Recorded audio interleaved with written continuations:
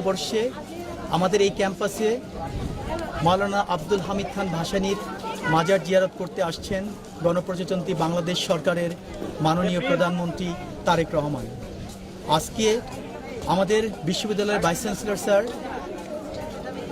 শহরে স্টেডিয়ামে কৃষক কার্ড বিতরণ উপলক্ষে যে আয়োজন, প্রধানমন্ত্রীর আগমন এবং প্রধানমন্ত্রী এই আয়োজনের শুভ উদ্বোধন করবেন এবং সে উপলক্ষে মাননীয় ভাইস চ্যান্সেলর সেখানে আছেন। আমি তার পক্ষ থেকে মাওলানা ভাসানী বিজ্ঞান ও প্রযুক্তি বিশ্ববিদ্যালয়ে আজকের এই নববর্ষের আয়োজন থেকে আমাদের মাননীয় প্রধানমন্ত্রীকে অভিনন্দন এবং শুভেচ্ছা জানাচ্ছি, তাকে বাংলা নববর্ষের শুভেচ্ছা জানাচ্ছি। একই সঙ্গে আজকে এই মাওলানা ভাসানী বিজ্ঞান ও প্রযুক্তি বিশ্ববিদ্যালয়ের সকল সহকর্মী, ছাত্রছাত্রী যারা আছে সবাইকে মাওলানা ভাসানী বিজ্ঞান ও প্রযুক্তি বিশ্ববিদ্যালয়ের মাননীয় ভাইস চ্যান্সেলরের পক্ষ থেকে শুভেচ্ছা ও অভিনন্দন জানাচ্ছি।